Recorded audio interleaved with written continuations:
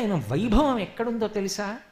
ఆ స్వామి యొక్క మూర్తిలో ఉంది. అది నిజంగా స్వామి, అది విగ్రహం కాదు. అందుకే మీరు ఏం చెయ్యండి అందంగా ఉంటాడు. మీరు సుప్రభాతం జరిగి లోపలికి వెళ్ళండి, మెరిసిపోతూ ఉంటాడు. మీరు తోమాల వేయండి, అందంగా ఉంటాడు.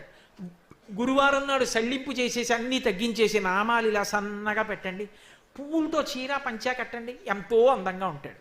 శుక్రవారం పొద్దున్న అన్నీ తీసేసి తెల్లటి లంగోటా కట్టండి, ఎంతో బాగుంటాడు. అభిషేకం మధ్యలో పసుపు ద్రవ్యంతో చేసేటప్పుడు లంగోటా కూడా విప్పేయండి, మెరిసిపోతాడు. అలంకారం చేసి హారతి ఇవ్వండి, పరవశించిపోయి మనసు ఉవ్విళ్ళు ఊరిపోతుంది. ఇలా ఈ రోజు బాగుంటాడు కానండి, ఈ రోజు ఉండడంటే అన్న సందర్భం ఒకటి నాకు చెప్పండి. ఉండదు. కారణం ఏమిటో తెలుసా? మీరు ఏం చేసినా అందమే. అది ఆనందాన్ని ఉద్భుతం చేస్తుంది. అది స్వామి. కలియుగంలో మన అదృష్టం ఏమిటంటే